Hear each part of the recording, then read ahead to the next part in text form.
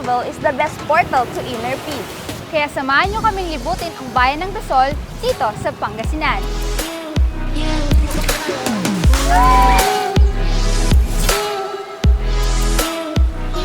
Ako si Moy. At ako naman si Zel. At kami ang inyong Sisters in Travel. Habulin mo ka, friend! Sobrang clear ng tubig. Yahoo! Andito na tayo sa Culebra Island!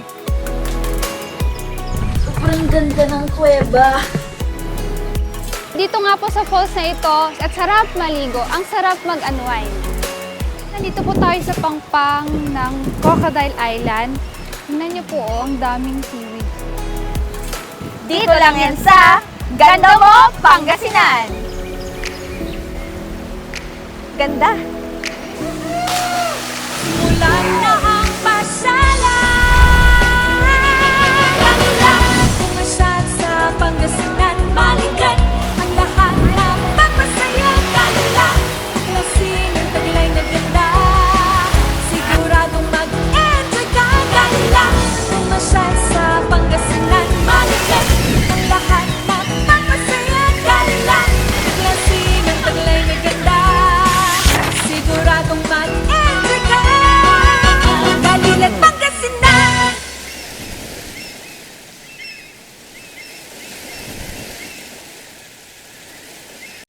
If you are planning to visit Dasol, mula Manila ay maaari kang sumakay ng bus papuntang Alaminos City. Mula rito ay sasakay ka ng bus papuntang Santa Cruz, Zambales, and that will pass through the town of Dasol. Kung gamit nyo naman ay private car, you can take your way to Tiplex at umexit sa Urdaneta City at tahakin ng daan patung Santa Barbara, Pangasinan. Diretsuhin lamang ito at mararating mo na ang bayan ng Dasol.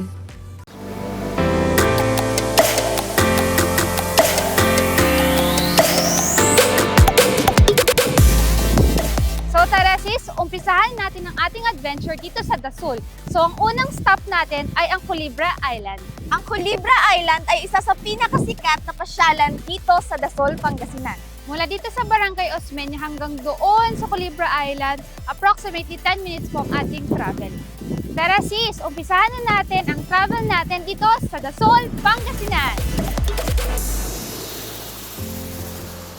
Ma'am, kailangan po tayo magsuot ng life vest para sa tayo mag-agilan po. Kasi medyo marami na po tayo. Guys, naka-life vest na tayo, safe na tayo para mag-travel papuntang Culebra Island. Tara, G! Hey!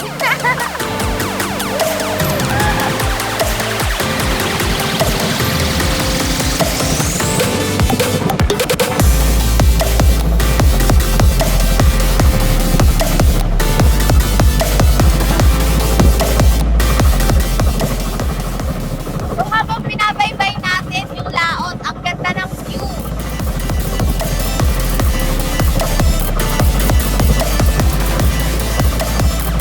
Ayun, natatanaw na natin ang Culebra Island.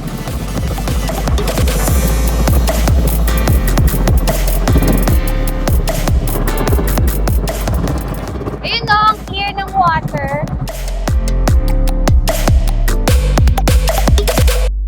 Sobrang saya, worth it yung pagdating natin dito.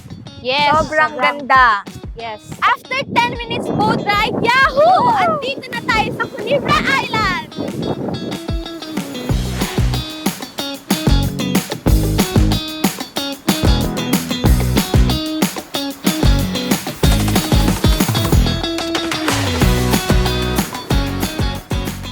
Kasi po nung unang panahon, may mga snake dito, yung mga tawag na tugasik, yung tinawag na snake ayun. Pero ngayon medyo na-improve na.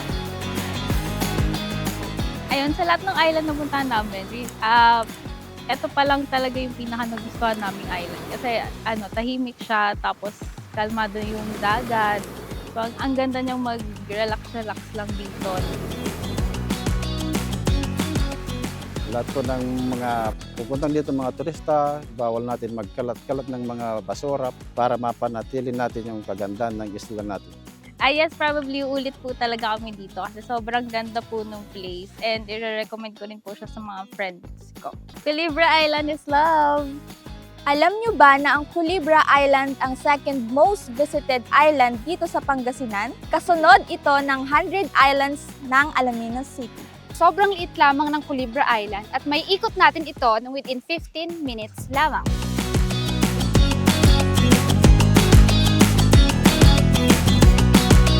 Habulin mo ako, friend!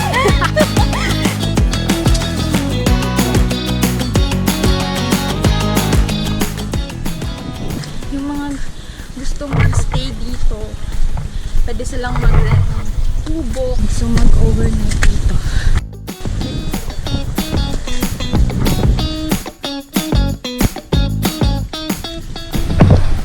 Mabato-bato dito, guys. Look at those rocks.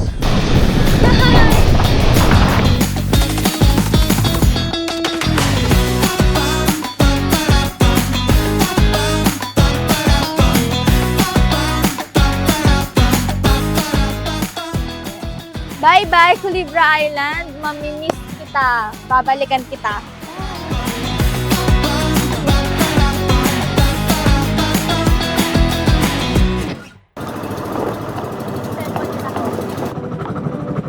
So, ang next nating pupuntahan ay ang Crocodile Island.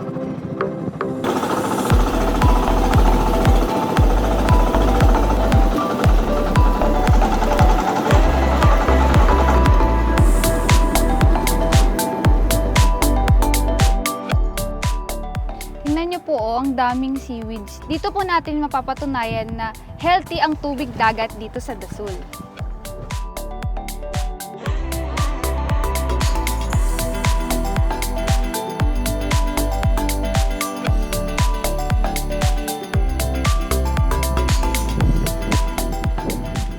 Kung ganda lang ng karagatan ng pag-uusapan, hindi magpapatalo ang Pangasinan dyan.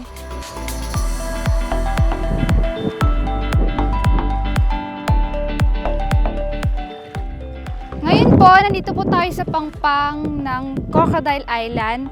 Makikita niyo po na ang linaw ng tubig, tapos ang sarap maligo.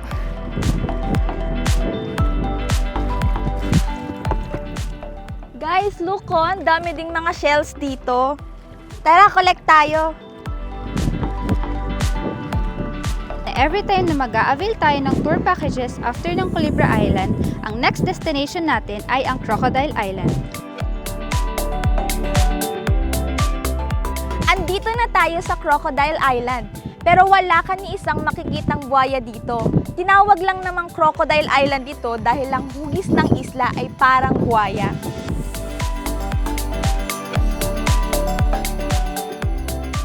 Ang meron po dito sa isla, kanya yung shape niya parang crocodile island talaga na parang buhaya talaga, ma'am. Virgin Island to, sir, at makaka-relax ka talaga. Malamig, fresh air palagi, at saka yung tubig dito, hindi na i-stuck yung tubig.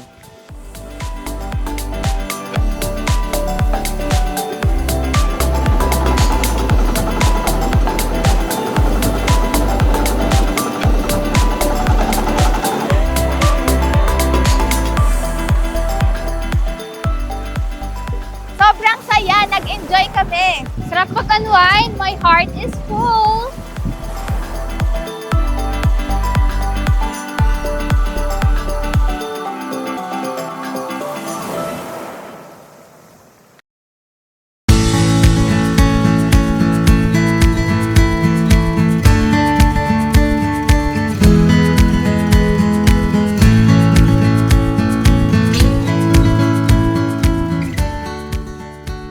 So, alam nyo ba na dito sa Dasol, Pangasinan ay meron sila nga abot sa 300 na caves at ngayon pupuntahan natin ang isa dito. Ayan, so papunta sa cave, meron pang mga tanim dito. Tapos meron pang mga, ayan, mga tubo.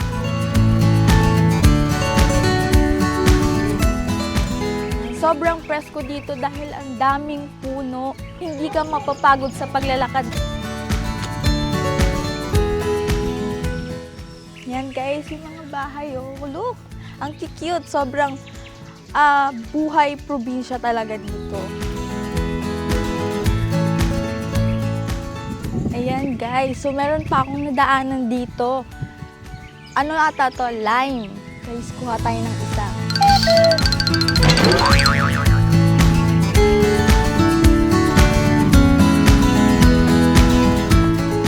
Bago tayo po pumasok sa kuweba, sundin natin po yung mga tamang paraan para sa ating proteksyon. Magsuot po tayo ng mga proper PPE, kagaya ng helmet, lahat po ng mga bagay na nababasa, yung kagaya ng cellphone.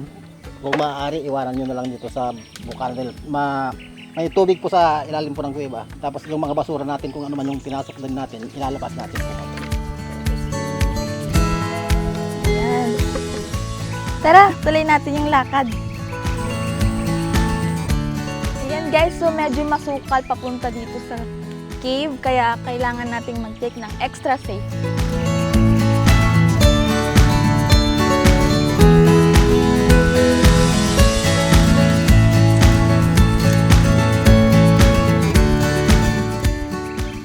Ayan, so after 10 minutes ng paglalakad, narating na natin ang bukana ng Nickel Cave dito sa Barangay Makalang, Dasol, Pangasinan. Tara, pasukin na natin.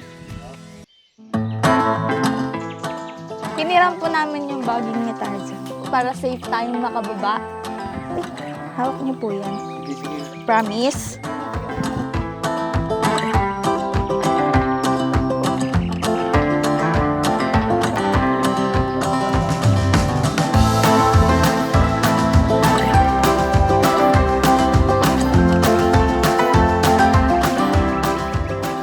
Ayan, so pagpasok natin ay bubungad sa atin ng isang spring na kailangan nating suungin o tawirin para makita ang handog na ganda ng kuwebang ito.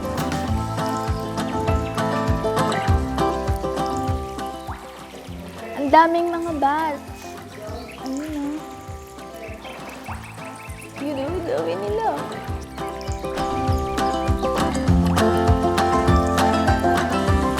Ayoko na mag-artista. Mama ko!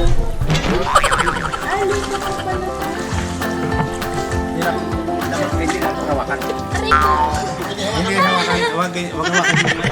Ayan guys, so bawal daw hawakan or putulin yung mga straws dito. Ayan. Doon sa loob, mas marami malinaw doon.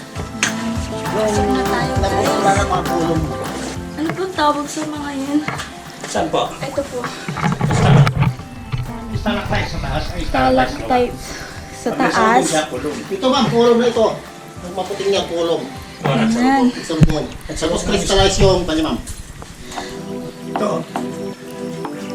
Ayan. Sobrang ganda ng kuweba.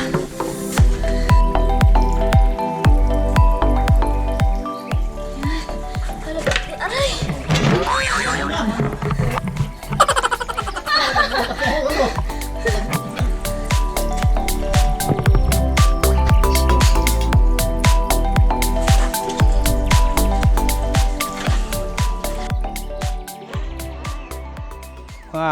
Magandang stalactites at saka stalagmites po kasi na-assist na lang DNR ito na Class A na kuweba sa buong Pangasinan po.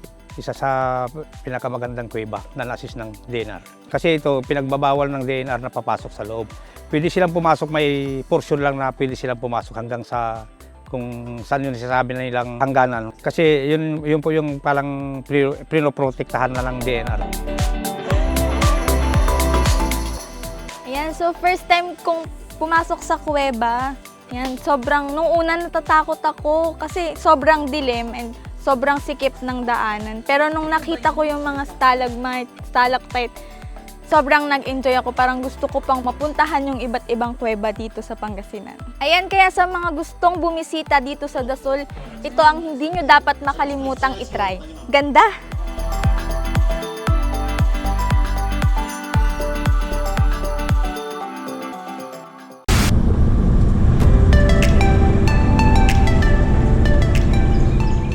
Pagkatapos ni Zel sa Nickel Cave, ipapasyal ko naman kayo sa isa pang sikat na kuweba dito sa Dasol, Pangasinan. 5 minutong drive lang mula sa Nickel Cave, mararating natin ang Siquero Cave dito sa Barangay Makalang. Pero ang highlight talaga rito ay ang spring na cave na favorite na liguan ng mga residente at bisita.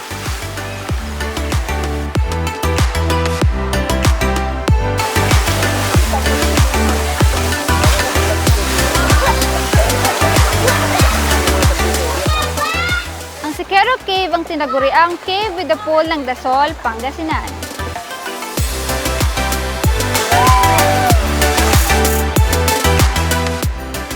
Ayun po makikita po natin dito na napakalinis ng tubig at sobrang nag-e-enjoy mga bata.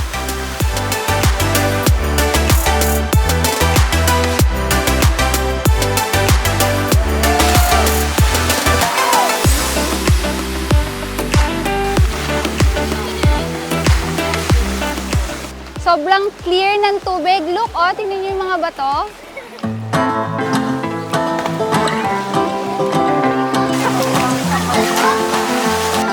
Ito pong tubig na to, feeling ko sobrang lamig. At mamaya, masusubukan po nating maligo.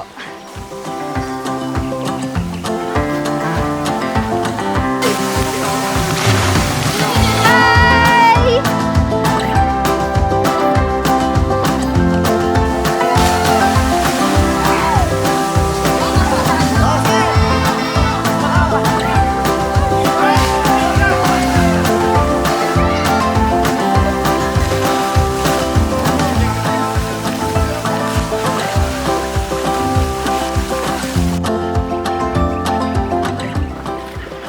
Lamig!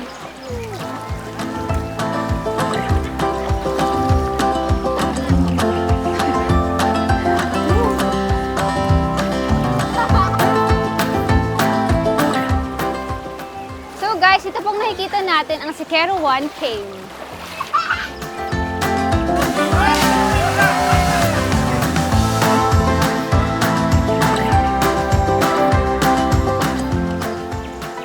Sobrang dami talaga magagandang bodies of water dito yan sa Dasol.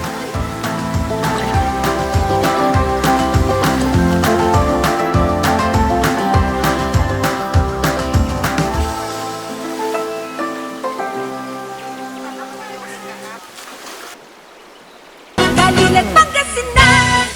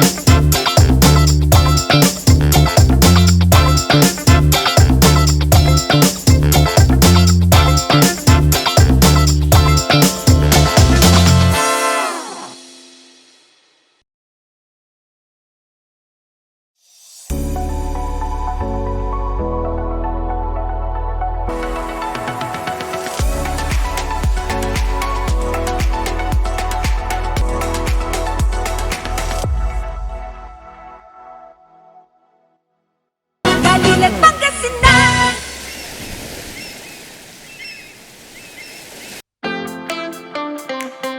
Tara, tikman natin ang pinagmamalaki ng Pamilya Cortez dito sa Aling Gunding's Native Bibingka.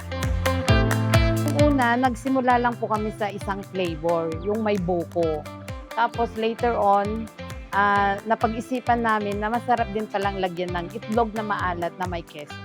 So, dalawang flavor lang po yun. Ito ay niluluto sa kalan na diuling.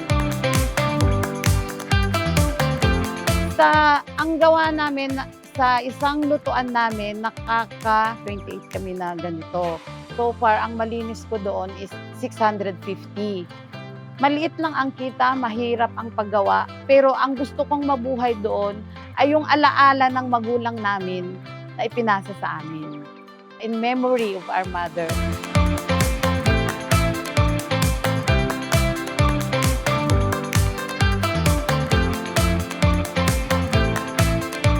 So, tumatak sa amin na ang kahirapan pala ay hindi hadlang para sa magandang ikabubuti ng mga anak, para mapag-aral ang mga anak. Kasi nag-start kami na ang mga magulang namin ay napakahirap.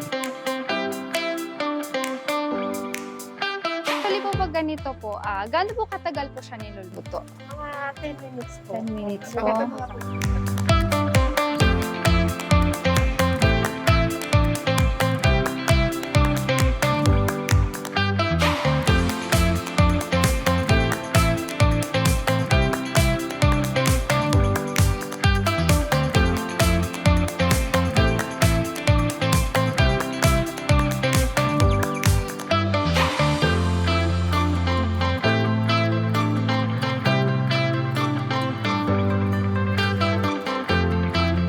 Kasama ko po si Zel para tikman ang ating bibingka. Tara, kain na tayo!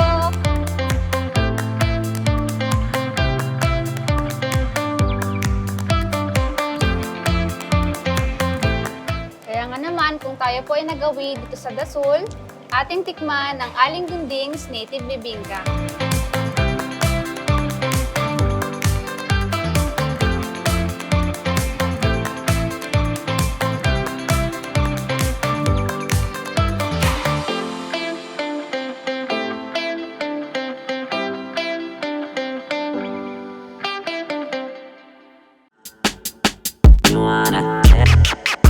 Ito yung kakaiba sa panlasa.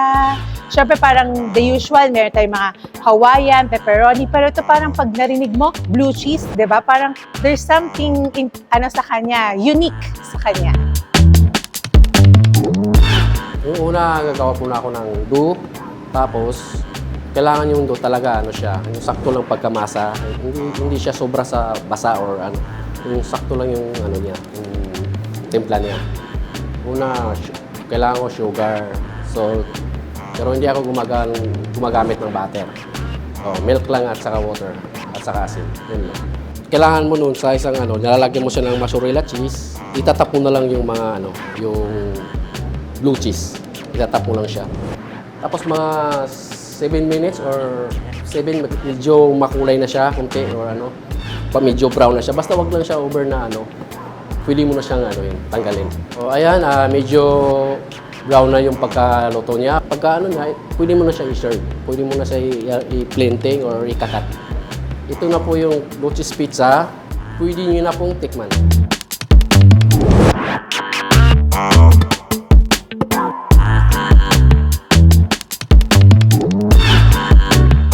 Lahat ng bisita dito, hindi kami pumapayag na hindi sila lalabas ng restaurant na hindi nila matitikman itong Dasol Blue Cheese Pizza na to. Kailangan nilang, it's a must, matikman nila to. So guys, ngayon nandito na ang pinagmamalaki ng The Cliff Bar, ang Blue Cheese Pizza. So bago natin tikman, tawagin muna natin ang aking sis na si Moira. Tara, atak! Perfect talaga ng lasa ng Dasol Blue Cheese Pizza. Well, we named our pizza basically, that's our best-seller pizza. We named it after Dasol. Kasi gusto namin ito yung maging flag carrier ng Dasol, Pangasinan. The Dasol Blue Cheese Pizza.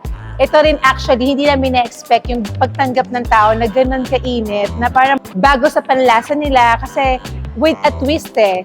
It's a blue cheese pizza, then ididip mo siya sa maple syrup and then nagko-complement talaga yung both lasa nilang dalawa.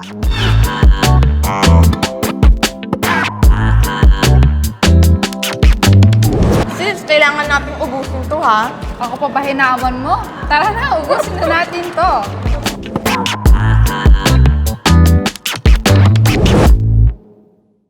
Galing at Pangasinan. Sa milk ng batang 90s, darat atin ang i-try. Ang batang 90s milk tea, di ka magsisisi, promise. Sa milk ng batang 90s.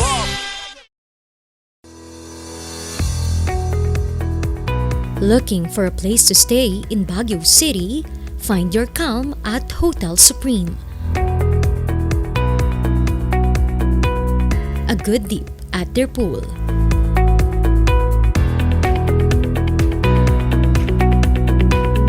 Clean and comfortable rooms with a view.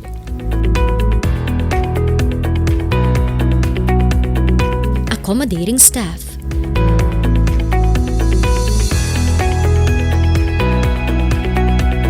You can also enjoy a sip of coffee at their coffee shop. Good food for a good mood at their restaurants. Spacious halls for events, and many more. A perfect balance of business and relaxation, all at Hotel Supreme. Galing at Pangasinan.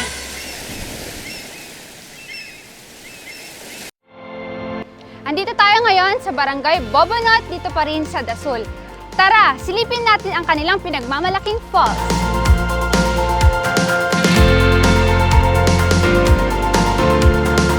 Ang sabi ng mga matatanda, ang tawag nila dito ay disuor.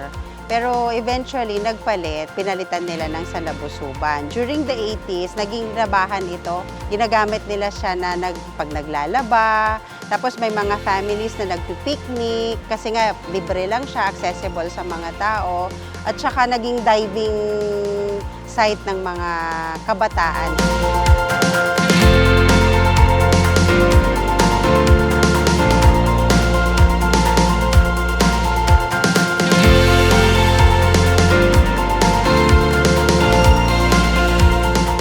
Maganda dito ang kanilang hanging bridge. Kapag andito ka, pwede tayong mag-selfie at background natin ang falls!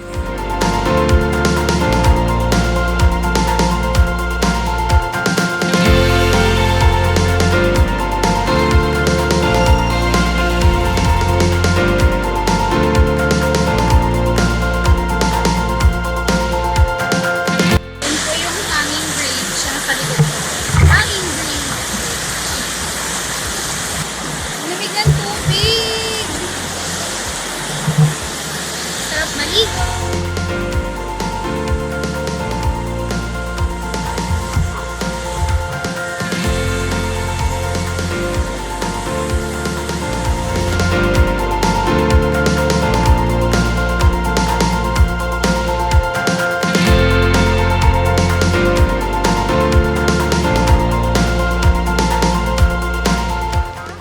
Dito nga po sa falls na ito, sobrang lamig ng tubig at sarap maligo. Ang sarap mag-unwind. Ang pinaka-highlights kasi ng falls na to, may cave sa ilalim. Pwede kang, pag nag-dive ka, may cave po siya sa ilalim. At the same time, nagiging source nga siya ng help sa mga tao. Parang yung sa paglalaba, magpipiknik ng libre, family gathering. Napakaganda nga dito. Nakikita natin na may naliligo, nagpipiknik at libre pa. Siyempre, sobrang saya at mas malinis pa noon. Pero ngayon, ganun pa rin naman ang itsura ng Sandabusuban Falls. Pero siyempre, sa pagdaan ng panahon, alam naman natin na nagiging problema nga natin yung waste management. Although nakukontrol naman siya. Pero every time pumupunta kami dito, yung nostalgia ba ng kabataan mo bumabalik.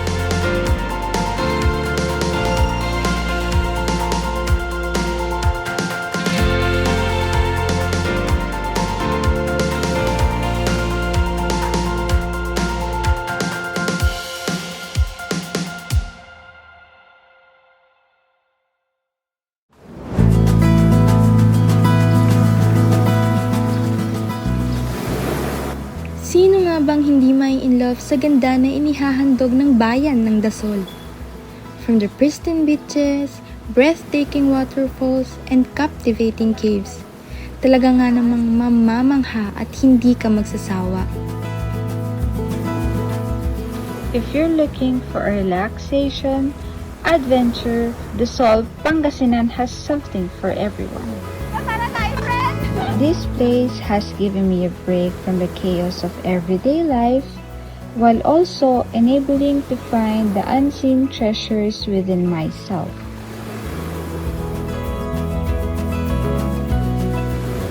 We take a moment to appreciate the stunning coastal views, and endless roads, a peaceful ambience, and an experience that lingers in one's heart long after living. It is a place where you can truly unwind and connect with the nature. Amidst the chaos of the world, there are places like this where you can find solace and rediscover the beauty of simplicity. My heart is full, dazzling Dasol. It is truly a dazzling Dasol. The best ka, Dasol! Ganda mo, Pangasinan.